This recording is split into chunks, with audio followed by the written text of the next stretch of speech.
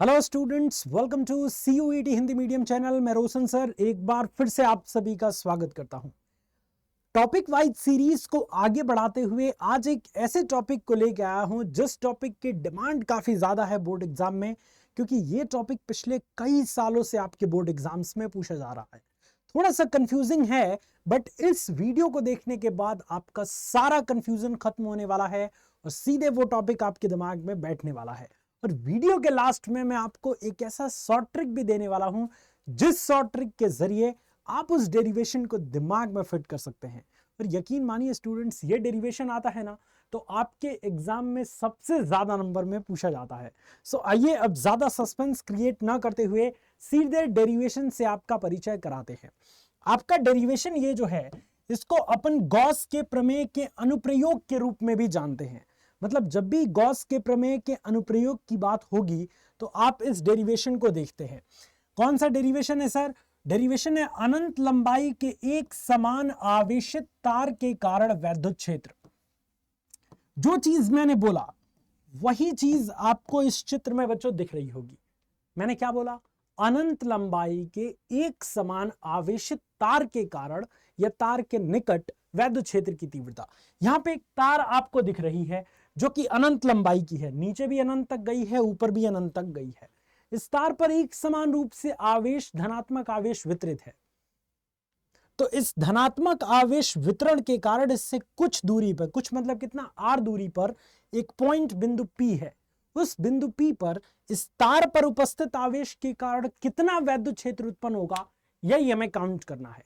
तो इसके लिए हम एक छोटा सा काम करते हैं, वो ये है कि इस तार के चारों ओर एक हम r त्रिज्या का गॉसियन पृष्ठ खींच देते हैं।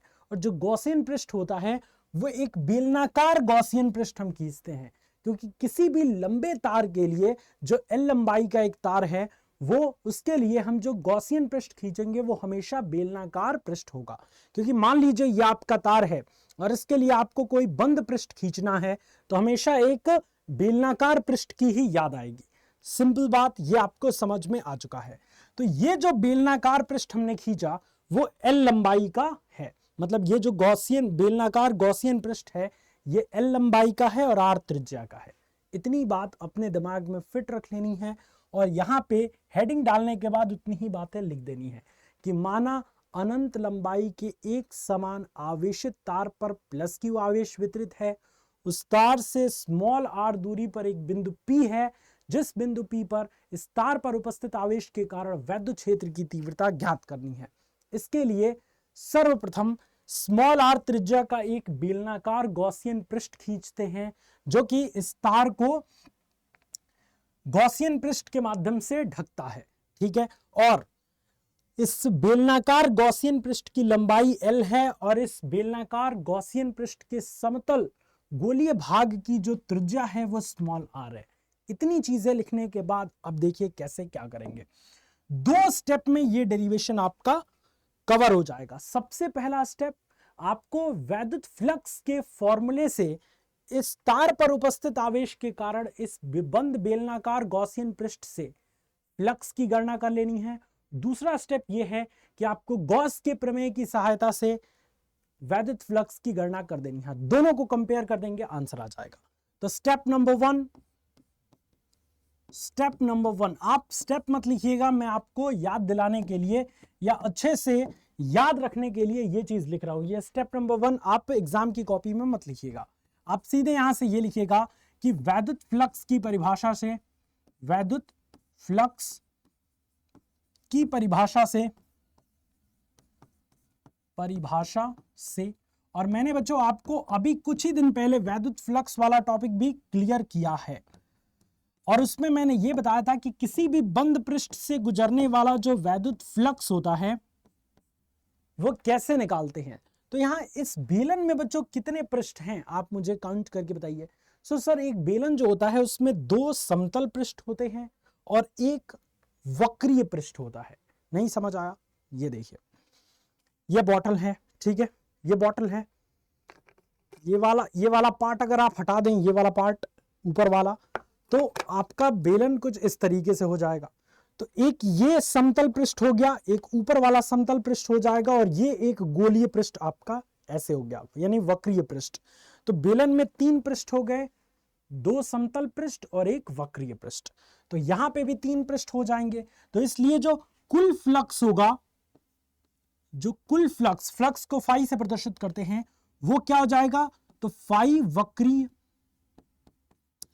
प्लस फाई समतल, और 1 लिख दीजिएगा कि पहले समतल के लिए है ये, और प्लस फाई समतल 2, फाई समतल 2। यानी कि ये पूरे इस गॉसियन पृष्ठ से गुजरने वाला जो वैद्युत फ्लक्स होगा, वो इस भाग से गुजरने वाला वैद्युत फ्लक्स, इस भाग से गुजरने वाला वैद्युत फ्लक्स और इस वक्रीय भाग से गुजरने वाले वैद्युत फ्लक्स के जोड़ के बराबर होगा। ठीक है, आप सभी जानते हैं कि प्लस क्यू आवेश है तो वैद्युत बल रेखाएं बाहर की तरफ निकलेंगी, ठीक है, हमेशा। तो इसलिए सबसे फ्लक्स गुजरेगा, तो इन तीनों पृष्ठों का योग इस पूरे बेलन से गुजरने वाला फ्लक्स के बराबर होगा। अब इतनी बात समझ आ गई तो बहुत अच्छी बात है बच्चों। अब देखिएगा जरा, फाई कुल जो हो जाएगा वो किसके बराबर हो जाएगा? तो आप यहां पे देखिएगा, कभी भी फ्लक्स की बात होगी ना, तो हमने आपको बताया था कि फाई बराबर आपको आपका क्या होता है? ई कॉस थीटा, जहां ई क्या है? वैद्युत क्षेत्र, ए क्या है? क्षेत्रफल सदिश, और थीटा क्या है? वैद्युत क्षेत्र और क्षेत्रफल सदिश के बीच का कोण। जब हमें इस बेलनाकार पृष्ठ से वैद्युत फ्लक्स ज्ञात करना है ना, और हमें पूरा फ्लक्स नहीं पता है, तो हम एक छोटा सा क्षेत्रफल मान लेते हैं। तो हम एक यहां पे छोटा सा क्षेत्रफल मान लेते हैं ds, जो वक्रीय भाग पर है। ठीक है, तो आप सभी जानते हैं कि प्लस क्यू आवेश के कारण वैद्युत बल रेखाएं बाहर की तरफ निकलती हैं, तो वैद्युत क्षेत्र की दिशा इसकी इधर की साइड होगी, ऐसे ऐसे होगी। और जरा मेरी तरफ देखिएगा, इस बॉटल की तरफ देखिएगा, मान लीजिए ये एक बेलनाकार पृष्ठ है, ठीक है, मान क्या लें, है ही ये, ठीक है, और किसी भी पृष्ठ का जो क्षेत्रफल सदिश होता है वो हमेशा उस पृष्ठ के लंबवत होता है। तो अगर इस बेलन का गोलीय वक्राकार पृष्ठ इस तरह से है, तो इसका लंबवत कैसे होगा? इधर की साइड, यानी कि यहां पे ds वेक्टर भी इधर की साइड हो गया। ds वेक्टर मतलब क्या? da वेक्टर लिख सकते हैं, कई लोग s लिखते हैं, आप a लिख दीजिए। da मतलब छोटा सा क्षेत्रफल। क्यों छोटा सा क्षेत्रफल? क्योंकि हमने एक छोटा सा क्षेत्रफल यहां पे लिया है da, तो इसलिए इसकी भी दिशा इधर की तरफ है, इसकी भी दिशा इधर की तरफ है, यानी कि वक्र पर इनके बीच का कोण कितना हो गया बेटा? 0 डिग्री। ठीक है, अब हम इसके समतल पृष्ठ पर एक छोटा सा क्षेत्रफल लेते हैं dA। तो आप मुझे यह बताइए कि समतल पृष्ठ पर वैद्युत क्षेत्र की दिशा किधर की तरफ होगी? तो आप जानते हैं प्लस क्यू आवेश पूरे तार पर एक समान रूप से वितरित है, तो ऐसी स्थिति में प्लस क्यू आवेश के कारण वैद्युत बल रेखाएं बाहर की तरफ होती हैं। सो वैद्युत क्षेत्र की दिशा तो इधर की साइड ही होगी, ऐसे, लेकिन क्षेत्रफल सदिश किधर होगा?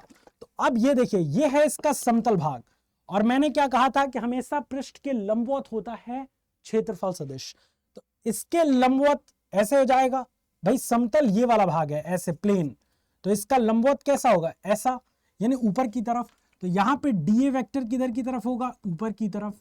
तो इनके ई और डीए के बीच का कोण यहां पे कितना हो गया? थीटा बराबर 90 डिग्री।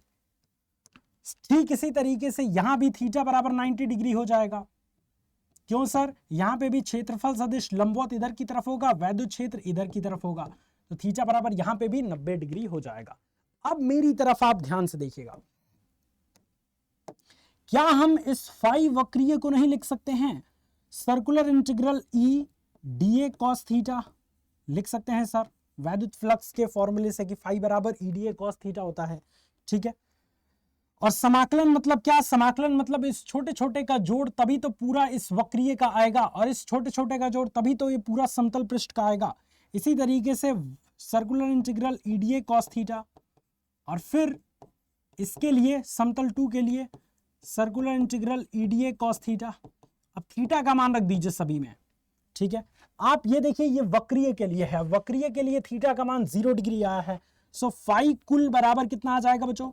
फाई कुल बराबर आ जाएगा आपका सर्कुलर इंटीग्रल ई डीए कॉस 0 डिग्री और प्लस सर्कुलर इंटीग्रल ई डीए कॉस 90 डिग्री। समतल के लिए देखिए, समतल 1 के लिए 90 डिग्री, समतल 1 यहां पे लिख दीजिए, समतल 2 यहां पे लिख दीजिए, और समतल 2 के लिए भी 90 डिग्री आया है, तो circular integral E D A cos 90 degree. अब बच्चों मुझे बताइए, आप त्रिकोणमिति अगर थोड़ा सा भी आप पढ़े होंगे तो कॉस 90 का मान 0 होता है, ये आपको पता हो चुका होगा।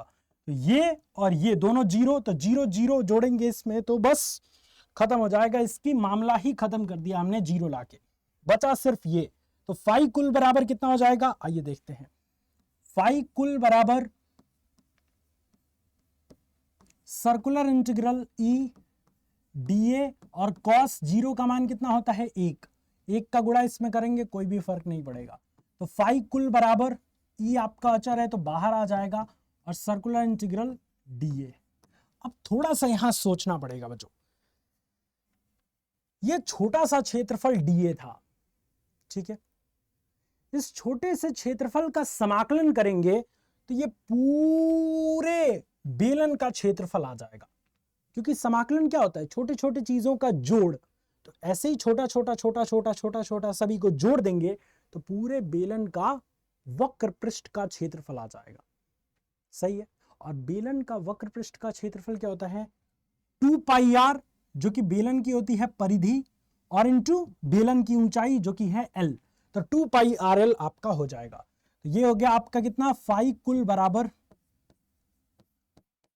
ई और इनटू 2 पाई आर एल, और यहां पे हम लिख देंगे चूंकि इंटीग्रेशन डी ए बराबर बेलन का क्षेत्रफल जो कि होता है 2 पाई आर और इनटू ऊंचाई, ऊंचाई आपकी एल है तो एल लिख दिया। ये हम मान लेंगे समीकरण नंबर 1, समीकरण नंबर 1 हमने मान लिया, और इसको हम एक डब्बे में एक बॉक्स में बंद कर देंगे। ये हमारे लिए एक स्पेशल चीज मिल गई है। और दूसरा स्टेप देखिए, पहला स्टेप तो आपका कंप्लीट हो चुका बच्चों। स्टेप नंबर 1 ये था कि वैद्युत फ्लक्स की परिभाषा से आपको जो है वो कुल फ्लक्स बेलन का निकाल लेना है इस गॉसियन बेलनाकार पृष्ठ का। अब दूसरा स्टेप बच्चों ये है कि गॉस के प्रमेय से आपको फ्लक्स निकाल लेना है और दोनों की तुलना कर देना है। तो स्टेप नंबर 2, गॉस के प्रमेय से, और मैं नहीं बताऊंगा बच्चों, गॉस का प्रमेय मुझे आप बताएंगे, मैंने बताया है कई बार, याद है, भूल गए सर? याद है, क्या याद है? पाई बराबर सिग्मा क्यू बटा एप्सिलॉन 0, बिल्कुल सही बताया कि मतलब किसी भी बंद पृष्ठ से गुजरने वाला जो कुल फ्लक्स होता है वो उस बंद पृष्ठ पर उपस्थित कुल आवेश का 1/एप्सिलॉन 0 गुना होता है, ठीक है। लेकिन आप एक चीज और यहां रखेंगे कि लेकिन हम जानते हैं कि किसी भी तार पर जो उपस्थित आवेश होता है उसका रेखीय आवेश घनत्व लेमडा होता है। लेमडा बराबर होता है क्या, क्यू बटा एल। तो क्यू बराबर क्या आ जाएगा, लेमडा इंटू एल, और यहां पे सिग्मा क्यू है तो यहां पे भी आप सिग्मा क्यू कर दीजिए। फिर यहां पे सिग्मा क्यू बराबर लेमडा इंटू एल आ जाएगा, तो इसकी जगह पे लेमडा इंटू एल लिख दीजिए। तो अब यहां पे आप लिख देंगे, नीचे की तरफ आइए और यहां पे लिख दीजिए फाई कुल बराबर सिग्मा क्यू की जगह पे आप लेमडा इंटू एल लिख दीजिए, लेमडा इंटू एल और बटे में एप्सिलॉन 0 आपने लिख दिया। इसको आप मान लीजिए समीकरण नंबर 2, हो गया आपका डेरिवेशन सॉल्व। सर अभी कैसे? समीकरण नंबर 1 को देखिए, फाई कुल बराबर ई इंटू 2 पाई आर एल। समीकरण नंबर 2 को देखिए, फाई कुल बराबर लेमडा इंटू एल बटा एप्सिलॉन 0। दोनों की तुलना करेंगे तो फाई कुल से फाई कुल हट जाएगा, तो यहां पे लिखेंगे समीकरण नंबर 1 तथा समीकरण नंबर 2 से कर दे बच्चों तुलना, कर दिया जाए तुलना, एकदम 2 मिनट में आ जाएगा। तो फाई कुल पहले वाले में क्या था, ई और इनटू 2 पाई आर एल, और फाई कुल बाद वाले में क्या है, समीकरण नंबर 2 वाले में लेमडा इंटू एल बटे में एप्सिलॉन 0। मेरी तरफ देखिए और उसके बाद स्क्रीन की तरफ देखिए और बताइए क्या कट रहा है, जल्दी से कमेंट में। वेरी गुड, बिल्कुल सही कहा, एल से एल कट रहा है सर, क्योंकि दोनों तरफ बराबर है। तो यहां पे ई बराबर क्या आ जाएगा, ई बराबर आपका आ जाएगा लेमडा बटे में 2 पाई, इसको यहाँ पे भेज दीजिए, आर को भी यहाँ पे भेज दीजिए। तो 2 पाई एप्सिलॉन 0 इंटू आर, ये आ गया आपका अनंत लंबाई के एक समान आवेशित तार के कारण किसी बिंदु पर वैद्युत क्षेत्र की तीव्रता। लेकिन इसको थोड़ा सा ब्रांडेड और बनाते हैं जिससे याद करने में हमें आसानी मिले। तो इसके लिए हम ऊपर 2 से गुणा करते हैं और नीचे 2 से गुणा करते हैं। तो इसको स्पेशल ब्रांडेड बनाते हैं हम 2 से गुणा करके। तो ये हो जाएगा 1/2 से यहां गुणा करेंगे तो 4 पाई एप्सिलॉन 0, तो 1/4 पाई एप्सिलॉन 0 और 2 से ऊपर गुणा किए तो 2 लैम्डा, और बटे में क्या था, एक आर यहां पे छूटा हुआ है, तो 2 लैम्डा बटे आर। ये है आपका अनंत लंबाई के एक समान आवेशित तार के निकट या तार से कुछ दूरी पर वैद्युत क्षेत्र की तीव्रता के सूत्र का निगमन। उम्मीद है बच्चों आपको अच्छे से समझ आया होगा। अब जल्दी से एक शॉर्ट ट्रिक सीख लीजिए। शॉर्ट ट्रिक बच्चों ये है, इस डेरिवेशन को करने का शॉर्ट ट्रिक बच्चों ये है कि पहला स्टेप आपको याद रखना है। सबसे पहला देखिए, कोई भी डेरिवेशन ऐसे याद नहीं होता जब तक आप उसको एक कहानी की तरह या एक तरीके से ना याद करें, क्योंकि क्लास 12th में बहुत सारे डेरिवेशन हैं, सब कैसे याद करेंगे। तो आपको एक तरीका पता होना चाहिए। पहला स्टेप कि वैद्युत फ्लक्स परिभाषा से निकालें, परिभाषा से, यानी कि वैद्युत फ्लक्स की परिभाषा क्या है, फाई बराबर EDA cos theta, EDA cos theta. इस वाले फॉर्मूले से फ्लक्स निकाल लीजिए। स्टेप नंबर टू, वैद्युत फ्लक्स गॉस के प्रमेय से निकाल लीजिए, क्योंकि गॉस का प्रमेय भी फ्लक्स निकालने के लिए ही जाना जाता है, यानी कि फाई बराबर क्यू बटा एप्सिलॉन 0 से। और स्टेप नंबर 3 और तीसरा स्टेप आपको पूरा फॉर्मूला दे देगा, और वो ये है बच्चों, तीसरा स्टेप ये है कि दोनों की तुलना कर दीजिए, दोनों की तुलना कर दीजिए, आपका आंसर आपके सामने होगा। एक बार इसका स्क्रीनशॉट बच्चों जरूर ले लीजिए, क्योंकि ये आपकी काफी हेल्प करेगा। और बाकी इसका स्क्रीनशॉट लेना चाहते हैं तो एक बार मैं दिखा देता हूं। ये पहला पेज है, इसका स्क्रीनशॉट ले लीजिए। ये दूसरा पेज है, इसका स्क्रीनशॉट ले लीजिए। और ये आखिरी पेज है जिसमें आपका डेरिवेशन हो चुका है, ये इसका स्क्रीनशॉट है। और लास्ट में आप एक भी चीज और याद कर सकते हैं कि थोड़ा सा घुमा के क्वेश्चन पूछ देगा कि ये बताइए अनंत लंबाई के एक समान आवेशित तार के निकट जो वैद्युत क्षेत्र की तीव्रता होती है वो आर से किस प्रकार का संबंध रखती है। तो आप देखिए ई और आर में किस प्रकार का रिलेशन है। ई व्युत्क्रमानुपाती आर, आप देख सकते हैं ऐसा रिलेशन है, तो इसको भी आप याद रखिएगा। तरह तरह के क्वेश्चन बन सकते हैं। अगर ऐसी ही टॉपिक वाइज लेक्चर आपको चाहिए, कमेंट सेक्शन में अगला टॉपिक जरूर मेंशन करिए कि सर मुझे इस टॉपिक में दिक्कत है, जल्द से जल्द बनाइए। मैं आपके डिमांड को पूरा करूंगा और रोशन सर के एक क्लास के माध्यम से, अरे ये तो 2 हो गया, एक क्लास के माध्यम से आपको पूरा डाउट आउट करा दिया जाएगा। मेरी शाम को 7 बजे इसी चैनल पे क्लास चलती है, सो फटाफट से चैनल को सब्सक्राइब करिए और मेरी क्लास में भी फिजिक्स पढ़ने जरूर आइए। Thank you so much students for watching this video. God bless you all, love you all students, take care, जय हिंद।